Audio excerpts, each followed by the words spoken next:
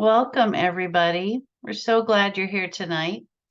My name is Pastor Marcy Scott Weiss, and I'm the senior pastor here at Magnolia United Church of Christ. And this is our November Learning Forum. Tonight's Learning Forum promises to be a wonderful opportunity to immerse ourselves in some of the emerging controversies that are out there in our world. So tonight's Learning Forum is brought to you by Humanities of Washington. And we want to begin tonight by acknowledging that we present this program from the traditional lands of the Duwamish people. We ask those in attendance, wherever you may be, to reflect on the traditional lands that you inhabit, to pay respect to the original stewards of those lands, and to recognize their continuing connection to them. The presentation you're about to enjoy is part of Humanities Washington Speakers Bureau program. They are a nonprofit organization dedicated to opening minds and bridging divides by creating spaces to explore different perspectives. I'm going to encourage you to visit their website, www.humanities.org, and I'll put that in the chat to find other events like this one that's happening tonight. So before we begin, a note on civil discourse. These programs are designed to generate an open and honest conversation on many topics, some of which can be controversial.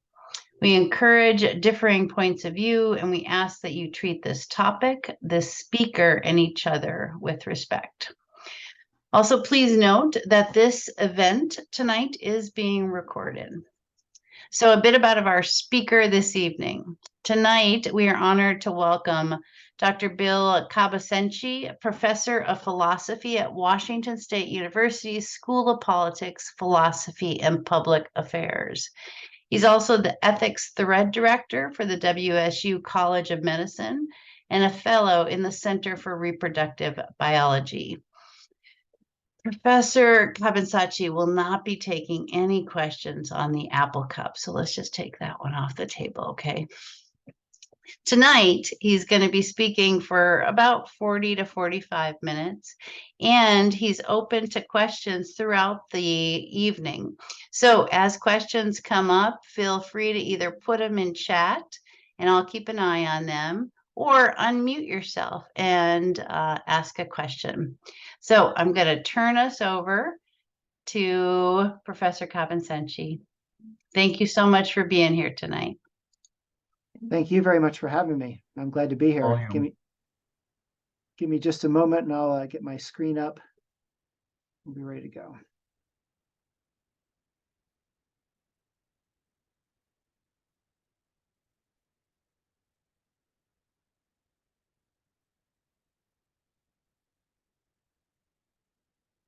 All right. Can everyone see the screen and hear me okay? All right. I'm getting some thumbs up. That's a good sign. So I just want to reiterate what Pastor Scott Weiss said just a moment ago. Seem to be. And that is that I want you all to feel free to ask questions as you have them. Don't feel like you have to wait till the end of the presentation. Ask while it's fresh in your mind. Ask while it's, while it's what we're talking about at that moment, and then we can pause and have some conversation, and then continue from there. This really is for you. It's not for me. I already know what my voice sounds like, so I want to make this as relevant and as useful to you as possible. And so I want you all to feel quite free to ask your questions as you've got them.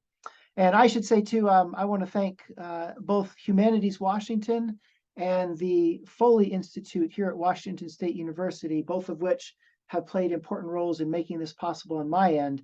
And I'm certainly grateful to Pastor Scott Weiss for all the organizational work that she's done for us. So I look forward to this time. My day job is teaching philosophy, and I love thinking about these kinds of topics. And so I'm excited to have you think about them with me. All right, let's jump into things. So what I'm inviting you to think about with me today, and I do mean it just that way. I'm not here to tell you what to think. I'm here to invite you to reflect with me about a variety of different, what I think are pretty important ethical issues. And as I said, feel free to ask questions as we go. Let's pause and talk anytime you see something that you want to reflect more on. So to kind of clarify the topic, the ethics of biomedical enhancement. By that, I mean, there are a variety of different kinds of things that we can enhance. By we, I mean scientists, medical doctors, that sort of thing. But collectively, humans now have the capacity to enhance physical capacities. If you're a sports fan at all, you're probably aware of performance enhancing drugs of one kind or another. We can enhance cognitive capacities. Students campuses all around the country are tempted to use drugs like Ritalin and Adderall, originally developed as treatments for conditions like ADHD, attention deficit hyperactive disorder.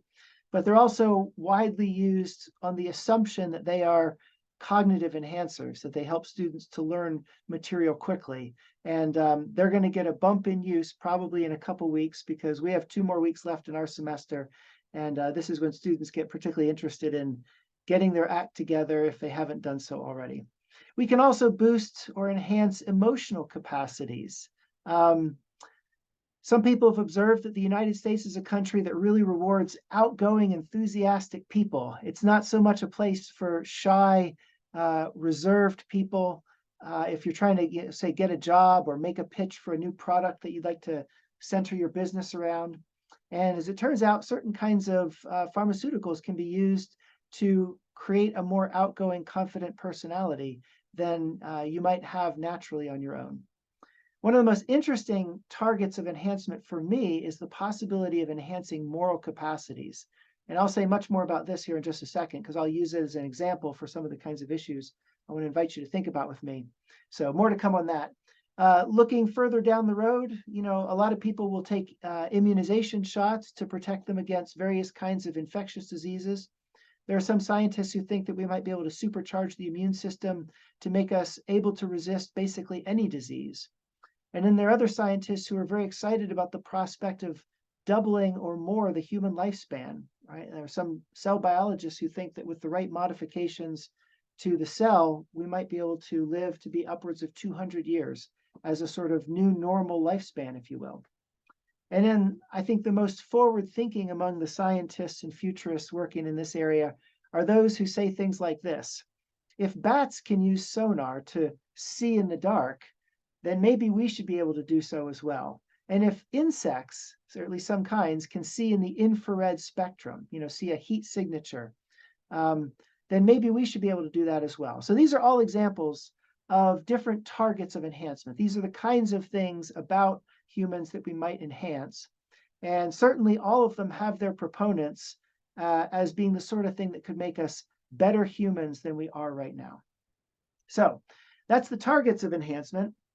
To say that it is, I'm sorry, I should say this too. I try to tailor my presentation each time and make it maybe a little bit relevant to the audience. So because this is a Christian faith community, I wondered if maybe the Christian tradition has a particular view in mind of what a better human looks like, right? So here are some things that, scientists and philosophers and others have said would make us better if we were stronger, if we were able to stay awake and focused for long periods of time without, losing our ability to learn, if we all had confident, outgoing personalities, if we all had upregulated tendencies to be trusting towards others, to be generous towards others, that this would make us good.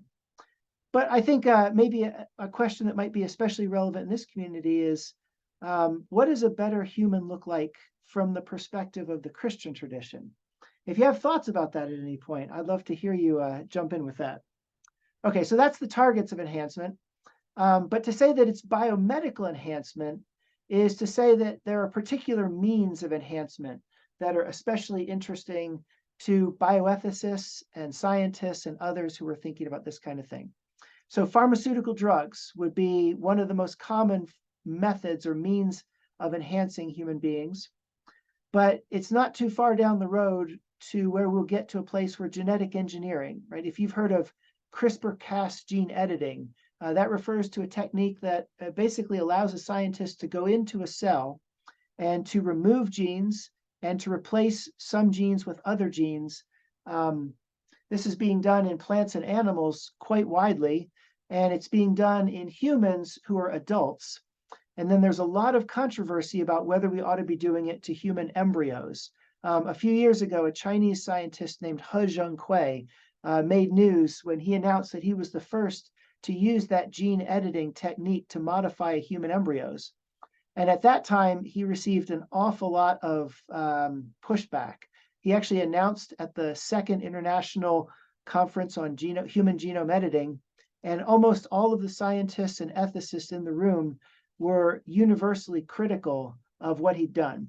So we're not there yet, but it's not hard to imagine that at some point in the near future, this might become safe enough that scientists and others will think it's the sort of thing that we could do without imposing a great deal of risk on the person who's modified in this way. There are certain types of surgery that can count as biomedical enhancers. Elective cosmetic surgeries, if we're talking about a surgery that doesn't serve any functional purpose, it doesn't help a person, say, to breathe better, it doesn't restore appearance following an accident that disfigures them or something like that. If it's purely elective and purely cosmetic, strictly speaking, that would count as a form of enhancement as well. And if there are any baseball fans in the audience tonight, there's a surgery that has allegedly become popular sort of in the underground in baseball. It's called Tommy John surgery. That's named after one of the first pitchers to get it. And basically the way this goes is after a while, major league pitchers tend to wear out their elbow. And this surgery is one that they can get to repair ligaments after they've done that. But what some pitchers have observed is they're better pitchers after they get the surgery. So allegedly, right, this is kind of an urban legend, there are some pitchers who've gone and gotten Tommy John surgery even before they wore out their elbow. So in other words, they did it purely to enhance their ability to pitch. And then looking a little further down the road, prosthetic devices. So, some people, for instance, have prosthetics that help them if they had a limb amputated. And there are some scientists who think that we could make prosthetic devices that might be better than sort of the original model, if you will. Back in the 2008 Olympics, there was a South African runner named Oscar Pistorius, who is a 400-meter runner. And he was a double amputee just below his knees. And he had these carbon fiber recurved blades. He was sometimes referred to as the Blade Runner because he would run on these carbon fiber blades. And it took him a little bit longer than others to get up to full speed. But once he got up to full speed, most people think he was actually faster than a person running on full flesh and blood legs. And then looking even further down the road, tissue or computer implants. There's actually a lab at University of Washington that is currently working on putting computer chips into a person's brain so that they can control things remotely. In one of their proof of concept experiments, they actually had a person flying a drone with their thoughts just by thinking about where they wanted the drone to go. One of the immediate uses for this might be for someone with paralysis to regain control and function from the limbs that are not functional due to the paralysis. But it doesn't take long to imagine what else we might do. I mean, imagine if you had a whole computer in your brain. You could do a Google search just by thinking about what you wanted to learn more about or something like that. It would definitely change college classes forever if that were to become a possibility. But these are all examples of different means of enhancement that we might use to make humans better.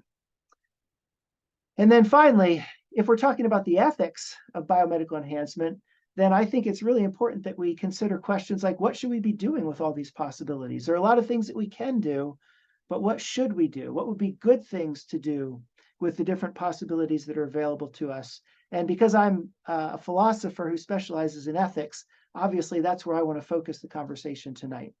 So I've got 3 questions for us that I think can help us to start to reflect on what we should be doing with biomedical enhancement. One question is whether what we can get is what we should want. Is what we can get what we should want? There's a saying that if all you have is a hammer, everything looks like a nail, right? So right now we have a lot of different means of enhancing certain things about human beings. And the question I think we need to ask is what we can do, what we should want. In other words, would this count as a genuine form of enhancement, the way that some people think it might? So that's one question that we can use. I'll say more about that in a moment. A second question is whether biomedical enhancers can play any kind of role in whatever it is that we decide we should want. That second question already anticipates that I'm going to take a little bit of a skeptical view with respect to the first question. I'm not sure that the kinds of biomedical enhancers on offer actually give us what we should want. But then the second question is meant as a follow-up. Can they do something that would help us to get what we should want? Could they close the gap in one way or another between where we are and where we might want to be if we have a good understanding of what we think would be a good place to get to when it comes to biomedical enhancement? And then finally, a third question, how can we use context to assess the value of different forms of enhancement? Philosophers love to think in the abstract, but we also recognize that it's really important to think about specific contexts, specific scenarios or situations in which we might be doing one or another form of enhancement. And as it turns out, I've come to think that different contexts call for different answers to a variety of different kinds of ethical questions. And that's true in the ethics of enhancement as well. So 3 questions for us to think about. We're going to take each of these in order, and I'm hoping that this will give us a way to reflect on the value and maybe some of the liabilities or concerns or red flags that are out there when it comes to enhancing human beings using biomedical technologies. So to begin, I'd like to tell you about one particular example in a little bit more detail. All of us have a naturally occurring hormone called oxytocin. And a number of decades ago, scientists developed a synthetic version of oxytocin. And so there's a researcher called Paul Zak. He's an author on these 2 publications that I've got the titles of here. And he's been particularly interested in researching oxytocin and what it does. And one of the things that he does to research the effects of oxytocin is he has his experimental subjects. These are people who agree to participate in an experiment. He has them play something called the ultimatum game. And here's how this game works. There are 2 people, subject A and subject B. They're brought into a room and sat down at a table across from one another. And then a pile of money is put in front of subject A. And subject A is told, you get to decide how to split the money between yourself and subject B. However, if subject B does not like your offer, they can reject it. And if they reject it, nobody gets to keep any money. But if subject B accepts the offer, then everybody gets to keep the money that subject A proposed, right? And Zach would use real money in these studies. It wasn't just fake money or monopoly money or something like that. He was actually using real money because he wanted people to make real decisions. Now, strictly speaking, if you started the day with $0 and somebody gave you $1, you might think, well, I'm $1 richer than I was. I should be grateful that I've got that. But if most people, if they know that the other person was going to keep $99 for themselves, they have this sense of fairness that kicks in, and people will often reject what they perceive to be unfair offers, right? So this is a really interesting kind of psychological experiment on its own, just seeing what kinds of offers people do and don't accept. But the thing that Zach did that made it especially interesting is that sometimes he would give subject A oxytocin, and then other times he would give subject B oxytocin. And what he observed is that when subject A was given oxytocin, it made them more generous. They made more generous offers to the person on the other side of the table. And when subject B was given oxytocin, they tended to be more trusting in the good intentions or the goodwill of subject A when they made an offer, even if it wasn't a completely, fair offer of a 50-50 split right down the middle. They trusted that the person was still had their best interests at heart. They weren't a bad person. They weren't trying to rip them off. So basically what Zach observed is that subject A, when taking oxytocin, would just offer more money.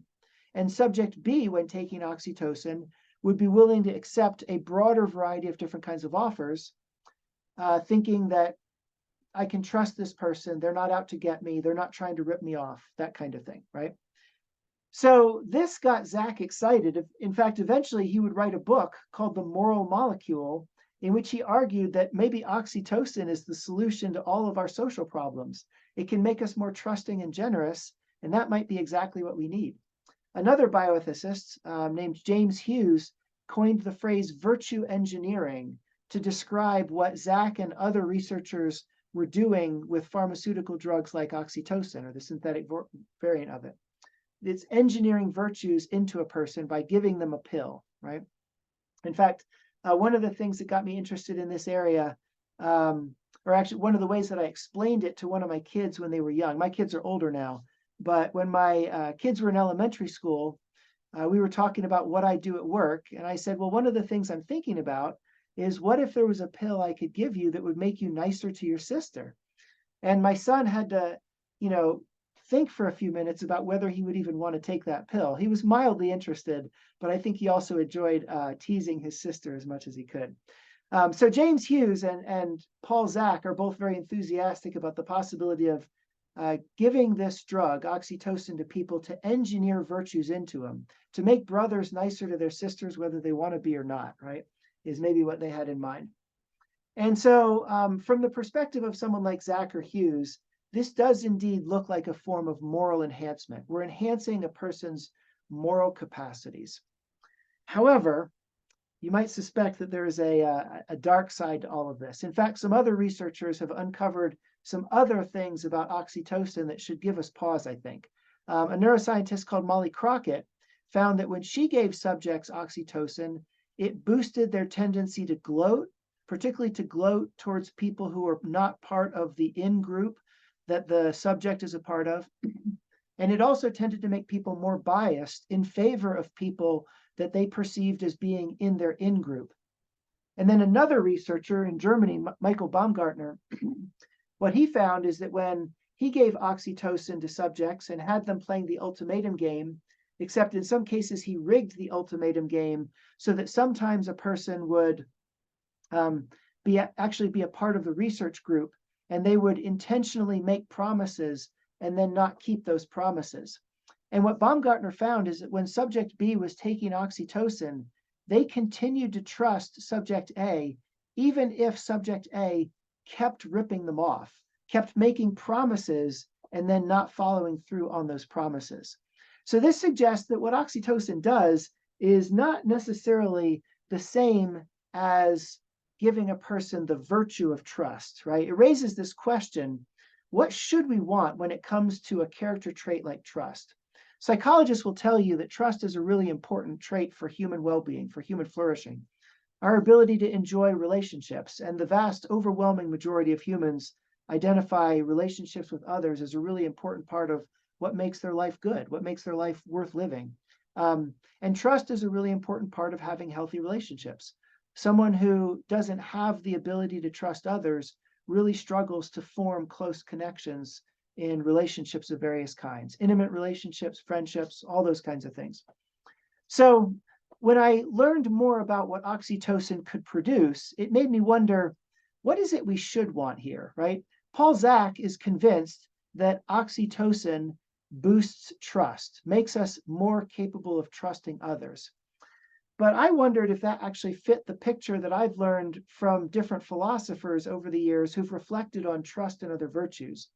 So at this point, I'm going to appeal to Aristotle, an ancient Greek philosopher who wrote a great deal about the virtues. And virtues are just good character traits, traits that help human beings to flourish or to live well. And Aristotle's view is that most virtues have three components.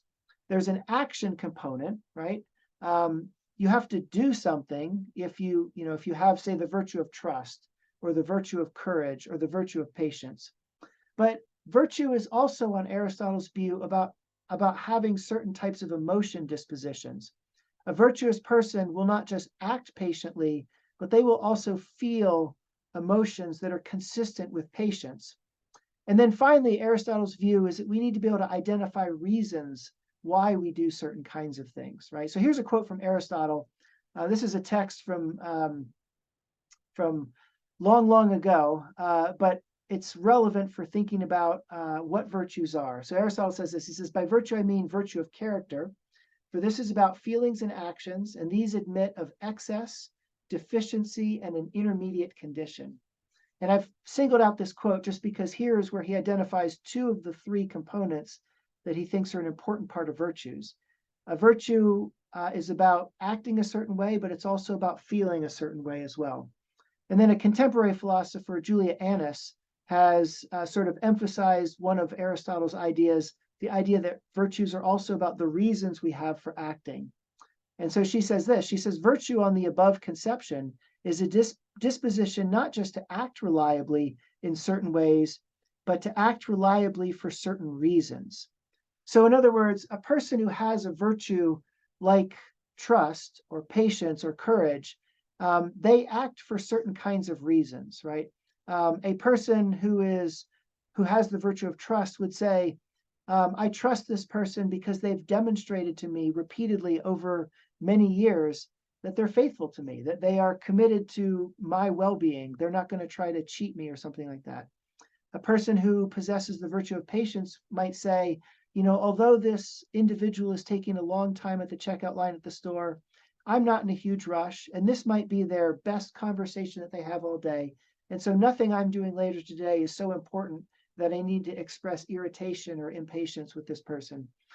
So in other words, a person who has a virtue has in mind certain types of reasons for why they act the way they do. It's not a mindless behavior, right? And this is where I had a concern about Paul Zach's experiments using oxytocin. It wasn't clear to me that a person taking oxytocin would really understand why they were doing what they were doing. They definitely have the action. They act more trusting, but they don't really have the reasons, nor is it very clear that they have the emotion dispositions. At most, the drug might produce a temporary emotional response, but that's not the same as Aristotle's view that a virtue involves a steady disposition. A person who is patient is going to feel emotions consistent with patience across a variety of different contexts, and they're going to reliably have that type of emotional experience. So it seemed to me that what you get by taking oxytocin really isn't the same as what Aristotle considers to be a virtue. And my sense is that what we ought to want is virtues, right? Aristotle thinks that virtues are what enable us to flourish.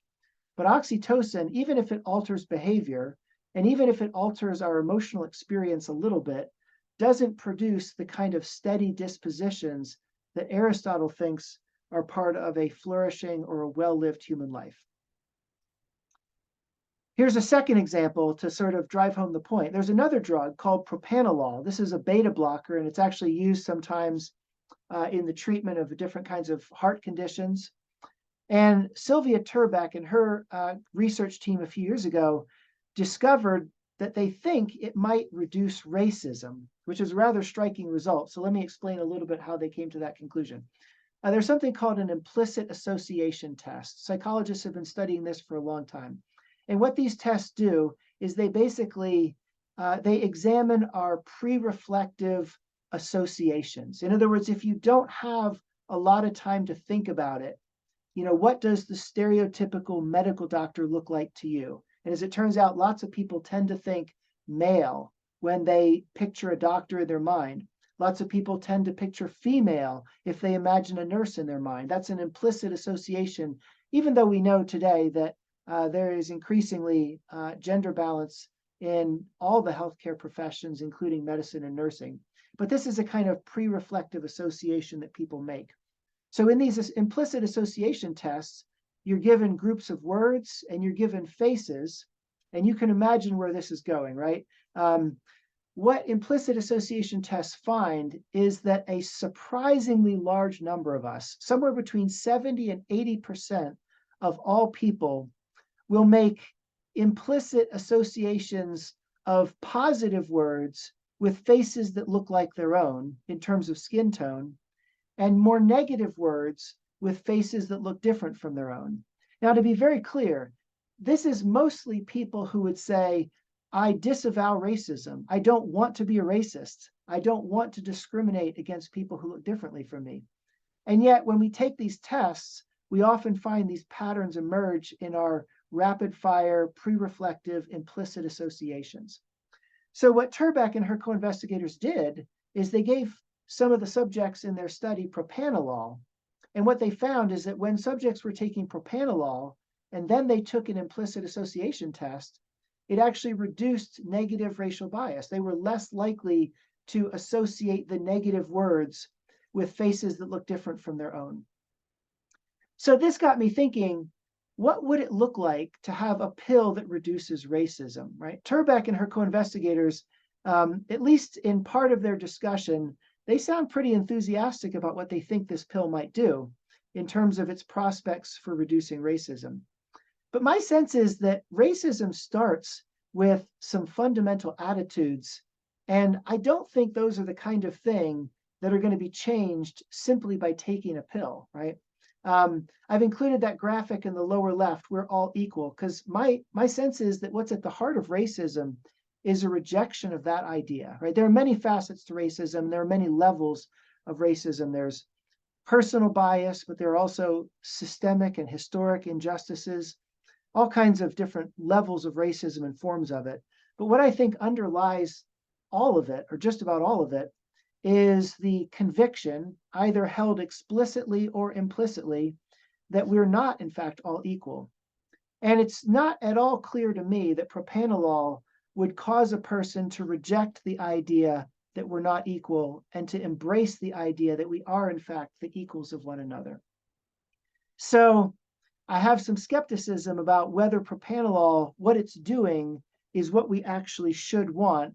If what we should want, I think, is something like maybe a virtue of hospitality, a disposition to welcome people and to help people and to care for people and to reach out to people, regardless of what they look like, regardless of skin tone and those sorts of things. So here's tentative conclusion number one. It's not clear to me that drugs like oxytocin and propanolol do what I think we should want, right? We should want to form virtues like trust and generosity and hospitality towards others. But it's not at all clear to me that these drugs actually do that, right? They certainly change behavior, and they might change, for at least for a little bit of time, a person's emotional experience, but they really don't produce a long-term enduring change. And most importantly, they don't alter the reasons we have for acting or refraining from acting in various ways, right? A person who doesn't want to be racist is committed to this idea of moral equality. They don't just want to take a drug that overrides their tendency to reject moral equality. A person who trusts their partner, they want to be able to identify the reasons they have for trusting and feeling affection for their partner. They don't just necessarily want to take a drug that makes them sort of behaviorally inclined to trust, even if they're not feeling trusting or anything like that. So one conclusion is that I'm not sure that what we've got can produce what we should want when it comes to biomedical enhancement. There are lots of examples like this of drugs and of different kinds of interventions that can produce a change, but it's not clear that the change is the sort of thing that we should want. Having said that, let's move now to the second question I posed at the start of the presentation, and that's this one. Is there any role for oxytocin and propanolol in the enhancement of moral capacities? And here I think it's really important to make a distinction. So I want to distinguish between virtue engineering, that phrase that James Hughes coined a number of years ago, and what I'm going to call holistic virtue formation. You've probably heard people joke before about, putting the textbook under your pillow at night and sleeping on it in hopes that maybe you'll absorb the knowledge that's in the textbook. That would be an example of engineering, right? The person is not really involved in learning anything. They're just hoping that the facts will absorb into their brain while they sleep on their textbook. Similarly, a person who's taking a pill to make them more trusting or more generous, they're not really directly involved themselves. So that's engineering in the sense that it does something to you without you being directly and personally involved. And I want to contrast that with holistic virtue formation, where you are, in fact, directly and personally involved. It's holistic in the sense that it involves all of you, right? But then this identifies another aspect of this, this process of holistic virtue formation that I think is important to recognize. And that is that there are biological conditions that are optimal for acquiring and forming virtues. And again, my inspiration here was my kids, because like most parents, I observed that my kids, especially when they were younger, their behavior tended to degrade towards the end of the day, when they're tired and when they're hungry, right? And it's not just kids, right? If you've heard the phrase hangry before, that refers to someone who's angry because they're hungry, right? Because they've got low blood sugar. There's even a study that was done in Israel that shows that when judges have low blood sugar, they tend to make less favorable judgments for people coming up for parole in the prison system in Israel. Right. So we have a good understanding of how things like lack of sleep, low blood sugar, and any number of other kinds of biological conditions can actually undermine our ability to form virtues and to be the best version of ourselves. So that made me wonder, could drugs like propranolol and oxytocin play a role in optimizing the biological conditions that are necessary for moral behavior? And this is especially relevant for people who have maybe suffered abuse in the past, right? I mean, one of the things that can make a person struggle to trust others is if important figures in their early childhood, maybe parental figures that should have been the most trustworthy figures in a child's life, if that's the person who was abusing a child, it can make it very difficult for a person to trust under that circumstance. And so it may be that a drug like oxytocin is not going to engineer trust into you, but maybe it creates the right kinds of biological conditions for learning how to trust others, for learning how to form healthy attachments to others. Again, I think we have to make it holistic because we can't just be sort of indiscriminate in who we choose to trust. We have to be discerning, we have to be wise about it. So there's still a sort of a separate process of trying to identify who is an appropriate person for me to trust. But then a drug like oxytocin might serve as a kind of assist or as a boost to my other efforts to trust a person that I recognize as someone that I really do want to trust, someone that I really do have good reasons to trust. And so it does seem to me that there's a role for these drugs to optimize the right kinds of biological conditions for us being the best version of ourselves, for acquiring virtues, so on and so forth. So tentative conclusion number 2, some drugs might help us to create more optimal biological conditions for the formation of holistic virtues. Again, this is different from the virtue doing it for you, but it might be that the drug can help you to get to a place where you can more successfully acquire a virtue. Hey, Bill, there's a question in chat that I will say I'm not surprised at, and it kind of occurred to me as well. I'm wondering if you could address it. Yes, right. So I'm reading the chat or the comment from Roger who says this sounds a bit like the bioengineering in Nazi Germany. What are the differences? Yeah, this is a great question. There is, in fact, a movement within biomedical ethics today called liberal eugenics. And one of the things that will distinguish in the minds of defenders of this view, liberal eugenics from illiberal eugenics, is that there's a lot of respect for the autonomy of the individual to decide what they do and don't want to do. Whereas in Nazi Germany, the state had a very strong view about what kinds of traits it was seeking to pursue, right? The Nazi Party had decided that good Aryan traits are what everybody should have, and somebody who lacks those is deficient in one way or another. But in a more liberal form of eugenics or a more liberal form of enhancement, it's up to the individual to decide for themselves rather than having this imposed on them from above. So I would say that is one thing. But then another thing to say, I mean, and this really gets to the heart of, and there's lots more we could say about this, but it's what gets to the heart of what's wrong with the Nazis. And that is that they had a fundamentally inhospitable view about so many different kinds of people, right? They had a very limited scope for who they thought was the right kind of person. And by contrast, we can pursue virtues that enable us to recognize the value of lots of different kind of people. And so that would be a very different sort of project from one that is trying to sort of build conformity into society as opposed to building into ourselves an ability to appreciate and respect diversity within society. So I think those are a few ways that this is different from the kind of eugenics projects that the Nazis and other totalitarian regimes have been involved in. Roger, do you want to do any follow-up to that? All right, that's good for now. Excellent. Thank you for that question. It's a good one. And you're absolutely right. You can't talk for very long about biomedical enhancement without the prospect of the Nazis coming up. Okay, let's do one more question. Actually, yeah, again, personalizing it for this community. So I've talked about a couple of drugs that bioethicists and scientists think could potentially be useful in holistic virtue formation.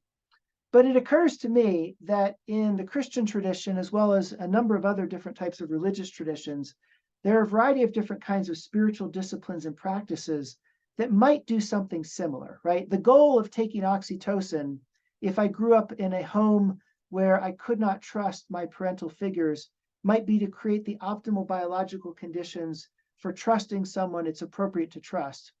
But it seems to me that one goal for spiritual disciplines and practices might be to also try to create optimal biological conditions. In Christianity and in other traditions, some people engage in fasting practices. They'll abstain from food or from certain kinds of food for periods of time. And that alters a person's physiology, right? I have some experience with fasting, and I can tell you that for the first 24 hours, it's kind of uncomfortable. You feel really hungry. But then after that, you get to a place where you're more relaxed and focused. And so, within Christianity and other religious traditions, I think there could be an interest in using this as a way of praying and as a way of becoming more focused on developing certain kinds of spiritual virtues, right?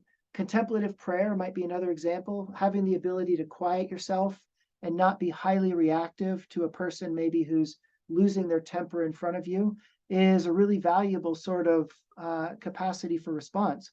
And that's something that you could acquire, maybe not using drugs, but by using a spiritual practice like fasting or contemplative prayer. So although the focus of my talk, initially is biomedical enhancement, I think it's important to recognize that once we're talking about a more holistic form of virtue acquisition, it wouldn't necessarily just be drugs and other types of biomedical interventions that enable us to acquire the right biological conditions for forming virtues. And I think the long history of spiritual disciplines and practices across lots of different traditions is good evidence that this is another way of optimizing our biological conditions for acquiring virtues. Okay, now we'll move to one last focus before I wrap it up and we can talk about any further questions that you have. Using a slightly different example now. I mentioned at the beginning that another thing that many scientists think we might be able to do at some point is enhance cognitive abilities. And I mentioned how popular they are on college campuses with students who maybe didn't study as hard as they should have through the semester, right? So again, we're talking in this case about drugs that at least some scientists think enhance a person's ability to learn and to remember and to perform other kinds of cognitive tasks like that. One response that some people have to this is to say it's cheating. But I think it's important to keep in mind that the concept of cheating depends on rules, and rules can be changed, right? I'm a sports fan, and one of the things that I observed over the course of some of the sports that I follow is that the rules periodically get changed. Just this past summer, baseball changed a whole bunch of their rules. In track and field, they make rules about what kinds of shoes you can and can't wear because shoes are getting increasingly springy and increasingly capable of enhancing a person's performance. And it's also important to think about what we're doing enhancement for. To say that it's cheating tends to assume that someone is doing it in order to get an advantage over someone else. That's what Alan Buchanan calls a positional good, right? If you get the gold medal, then at best I can only get the silver medal because you got the gold medal, and that excludes me from the gold medal. But one of the things that Buchanan points out is that biomedical enhancement can also produce what he calls network effects. It can make all of us better together. It's not just about me getting an advantage over you, but maybe both of us together have more productive conversations or more productive political activities if we've both been cognitively enhanced to make us a sharper, more reflective version of ourselves. And that means it's not necessarily cheating, but it's something that benefits both of us together. And then a couple of other researchers, Clareman and Kramer, they coined this lovely phrase, pharmaceutical Calvinism, to describe what they think of as a bias against using drugs. They may be trading on a stereotype about John Calvin, but the idea is that you've got to tough it out. You've got to pull yourself up by your own bootstraps rather than looking for some sort of assistance from someone else. So it's a very sort of rigorous form of personal piety or personal morality. But they point out that that really suggests a kind of bias. Many people use drugs in many different kinds of contexts, and they argue that we shouldn't necessarily start with an implicit bias against using drugs if they're helping us to do the kinds of things we want to do. So it's not clear that saying that cognitive enhancement is a form of cheating is a very good argument, right? Another objection to it is that it will exacerbate existing social inequities. But then the response to that is to suggest that maybe the answer is to improve access, right? If the problem is that some people do and some people do not have access to cognitive enhancers, and the people who have it get advantages because they do, then one solution to that would be to just broaden access to make sure that it's not just the rich or the already advantaged people within our society that get access to this kind of thing, right? But then this leads me to one last question, and that's this one. Would this address the concern in all contexts? And this is where I think it's important to think not just about principled reasons to accept or reject biomedical enhancement, but also to think about contexts and what kinds of contexts in which we use biomedical enhancement. In the military, where the goal is to try to defeat an enemy, maybe an enemy that's invading your homeland or something like that, we don't really think of it as cheating to try to use an advantage that will help you to successfully carry out your military goals, right? We don't think of it as an unfair advantage if the goal is to defend your homeland or something like that, right? And in another context, artists will sometimes use various pharmaceutical or other types of drugs to foster creative expression. And that doesn't necessarily seem like it would be a problematic form of cheating or that they would be gaining some sort of advantage over others by using these drugs in order to foster creative expression. So those are two contexts where it seems to me that a good case could be made for cognitive enhancement. But then here are some contexts where I think a good case could be made against it. There are only so many seats in nursing and pharmacy and medical schools. There are only so many seats in law schools. There are only so many seats in graduate programs of various kinds. And if some people are using cognitive enhancers but others aren't, then that would seem to create an unfair playing field in gaining access to those positions of privilege. If not everybody has access, then it seems like maybe nobody should be using it in order to keep a fair competition for access to those positions, those seats in professional schools and the like. And then another sort of context in which we might raise a concern about cognitive enhancement is if it's an attempt to replace habits of learning. One of the things that you learn at college is not just a bunch of facts, but hopefully you learn how to learn, right? That's the main goal of an education. Whatever you major in, that's probably not the only thing that you're going to think about for the rest of your life. So the goal of education, I think, ultimately is to learn how to learn. And if a person is using cognitive enhancers and that somehow substitutes or replaces habits of learning, then it seems to me that it would actually have an effect that's counter to the real goal of education, which is to learn how to learn and to acquire habits of learning and that sort of thing. So all this is to say that in some contexts, it seems to me that cognitive enhancement could be a good thing. And then in other contexts, it seems to me that cognitive enhancement would be more problematic. But this leads me then to my tentative third conclusion, and that is that part of making a judgment about the goodness of any form of enhancement requires us to look at the context in which it's being used and to reflect on that context. Okay, that's it for my presentation. Hence the picture of the sunset. The sun is going down on this session, but before it goes down completely, I want to open it up for any more questions that you all may have about any part of what I've been talking about here tonight. If there's something you want to learn more about, you could say so. If you've got an objection to what I've said, I will say that philosophers always take it as a compliment if you disagree with them. So please feel free. Any kinds of questions or comments I welcome at this time. Hey, Bill, it's Marcy. I'm going to ask you to stop sharing Okay. so we can see folks, and I'll unpin you. And I'll start us off. I want to take us back to your question about your discussion about the racism. Yes. And I'm wondering, I was curious because of the involvement with propranolol. And I know that propranolol has also been used to decrease anxiety. Yes. So I'm curious it makes me curious about the role of anxiety in racism Yeah. and whether or not that is the connection that's inherent there. So the question about that, and then I'm very overwhelmed by your content because I think, oh my gosh, it's really, I don't know how you're going to shut the barn door. Like the barn door is open, it's Yes, gone, yes, right? yes, yes. And so then the question becomes, how do we all grapple with what really is a very, very uneven playing field moving forward? So I'll just dump all that on you and let you respond. Okay.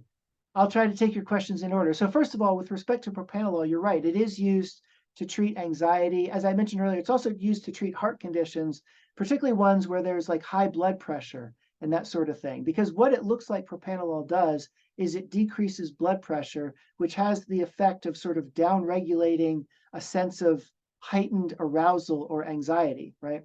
So so that's what we understand about propranolol. At this point, I'm going to engage in just a little bit of speculation on the part of evolutionary psychologists who are wondering, where would implicit bias have come from in the first place? And the speculation goes something like this. There was a time in the evolution of human history that we were living in groups of 100 to 200 people, and we were mostly related to people within that group. So if you saw someone who looked like you, there's a good chance that they're a part of your clan, and therefore they are not a competitor for resources. They're not a threat to your life. But if you saw someone who looked different from you, then there was a real chance that that person could be a competitor for resources or a potential threat. So putting all these things together, what this might suggest is that we might have a kind of neurologically hardwired tendency to see people who look different from us as potentially threatening. And this is not something we do consciously. This is not a choice you make, but it might just be a thing that was adaptive at one point in time when in fact there was a lot of competition between clans.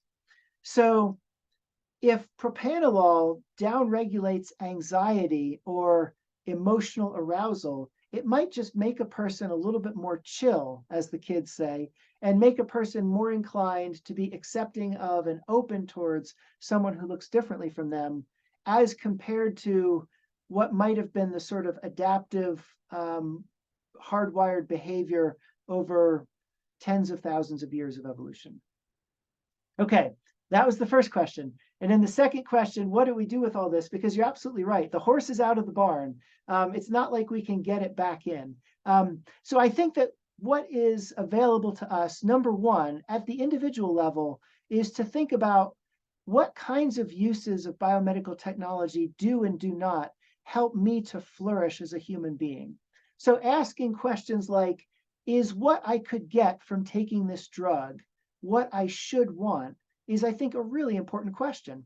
I start with the assumption that Aristotle starts with, and it's actually, I think, also the assumption that Jesus starts with, and that is that we want to live good lives, right? We want to live abundant or flourishing lives. But the question is, what does that look like? And that requires some reflection, some careful consideration.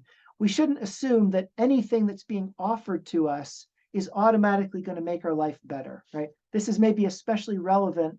We just had Black Friday and today's Cyber Monday. These are national holidays that are organized around the conviction that if I buy more stuff, my life will be better. And yet we know that's not true. There's all kinds of evidence to the contrary. So at the individual level, I think we just need to think carefully about what kinds of things do and do not enable us to flourish. And then there's still some room for us to regulate collectively what we do and do not want to do with certain types of interventions. We shouldn't assume that just because it exists, it has to be available in an unregulated way. In the same way that we regulate prescription medications, we might regulate other types of interventions where we think that they would not be conducive to our collective or individual flourishing. Thanks. Good questions. I think somebody else was trying to ask a question as I started. Was it you, Chris? No, okay. Well, hey, at the risk of getting in two questions, let me try another one here. I'm curious about boundaries on this sort of things. Barry Bonds years ago did a lot of performance enhancing drugs, but he went over the line. Apparently, he was too far. Apparently, I guess others are sort of okay. How does that kind of work into saying what should we be? I think it's back to your question: what should we be doing? And and where are there any boundaries out there? Yeah, good. I mean, if we think specifically about performance enhancing drugs, that's really a question of what kinds of things do and don't we want to allow within professional sports. And if we know, so I'll give a very short answer for how one might answer that question. We know that certain types of performance enhancing drugs in particular can be dangerous, right? So Barry Bonds was taking a lot of human growth hormone, HGH. Again, this is a synthetic variant of what is a naturally, our bodies all produce human growth hormone, but scientists have isolated a synthetic version of it so you can basically inject extra doses of this hormone into your body, and that's what leads to the production of muscle bulk and other things like that. But you may have noticed, if you've seen Barry Bonds, it wasn't just his muscles that got bigger, his whole body got bigger. And in fact, even his internal organs got bigger. And so there are some real health risks associated with using a drug like that. Similarly, there are health risks associated with steroids and synthetic erythropoietin, which is used by a lot of endurance athletes, like Lance Armstrong was using EPO, synthetic erythropoietin. So one way that we might think about how to regulate performance enhancing drugs is to identify those that, if used in excess, are going to be dangerous. And then keep in mind the athletic mindset, which is they're always looking for a competitive advantage. There's a study that was done that asks, actually, it's a study that's been done at multiple Olympics, and it asks athletes anonymously, nobody's name is ever attached to their response. And the question is, would you take a drug that guaranteed you the gold medal in your event, but would also kill you within 5 years?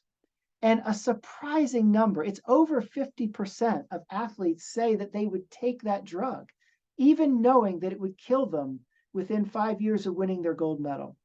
So that tells us something about the athletic mindset, and that gives us extra reason to be especially cautious about how we regulate drugs that, if taken in excess, would be really dangerous for a person. More generally, outside of the domain of sports, I think the boundaries have to be sort of tuned to the context. In a military application, a soldier might be looking for any advantage they can get that will enable them to survive and come home to their family and enable their side to successfully achieve its military objectives. And so in that context, we might say there's room for that person to do things that we wouldn't think would be appropriate in other contexts. So I think, that last of the three questions I proposed, the question about context, is really important for thinking about where we want to draw the boundaries. And we wouldn't necessarily draw the lines in the same places in all contexts. We might say that some kinds of enhancements are appropriate in certain contexts, but not in other contexts. Which of course makes me want to say context is relative. And bias is inherent in understanding context. So it would seem like it would be so hard to divide out privilege. And I'm going to stop talking. Paul has a question. So I have a question. You were talking about the military there. You're assuming that the military is protecting their homes. What about the people who are aggressive and are doing it for what I would consider the wrong reasons? Excellent. Great question, Paul. Yes. Yeah. So, and here again, we can sort of we can try to stipulate a little bit about the context. So there's I mean, this is kind of making its way back into the news because of the Israel-Hamas conflict that's happening right now, as well as the Russia-Ukraine conflict that's happening. The concept of just war. Under what conditions is a military justified in fighting, in using lethal force? And this goes way back into medieval philosophy and theology. St. Thomas Aquinas was reflecting on the conditions in which war could be considered a just war, a war that is consistent with principles of justice. So if we're talking about defending one's own country, as Ukraine is doing, that would be one example of what Aquinas and others have considered to be a just war. And it also, so one part of just war theory is the reasons for going to war in the first place, right? If you're invading another country, that is not a justifiable war in the view of just war theorists. And then the second question is, what are the means that you use in war, right? So for instance, techniques that involve the intentional targeting of non-combatants. This has been an issue in the Israel-Hamas conflict because it appears from the outside that both sides might have, if not intentionally targeted non-combatants, maybe been inadvertently or potentially even irresponsibly targeting non-combatants, right? So these are all part of the context, right? It's one thing to say that a soldier is justified in using biomedical enhancements, assuming that they are fighting a just war and they're fighting it using just means or just methods. But it's very different if it's, as you said, an aggressor, somebody who doesn't care about justice in the context of war. They're simply trying to grab what they want for themselves. Right. So doesn't that bring up the question of how you control all this? Well, unfortunately, just like we can't really control who all has access to nuclear weapons and who all has access to biological weapons, we also probably can't control who has access to biomedical enhancements. Again, these are now so widely available around the world that we really couldn't cut off access, right? But if we're asking the ethical question, when are we justified? When is it ethically permissible? Or when is it good to use biomedical enhancements? That's when I think it's really important to start to consider some of these different context features that I've been describing. Okay, thank you. Yes, thank you. Okay, Bill, I'm gonna call it. That was a really fascinating discussion. I consider us so fortunate to have had you for the last hour. Thank you for doing that. I'll Thank say you to very much. everybody who's on the line, I did put a link in the chat section. If you click on that before the meeting ends, that takes you to our meeting evaluation. So thankful that you all were able to join us. And again, Bill, really, really appreciated your words and your time. Thank you so much. And thank you everybody for joining us tonight. Have a Thank good you. week. Take care. Thank you for having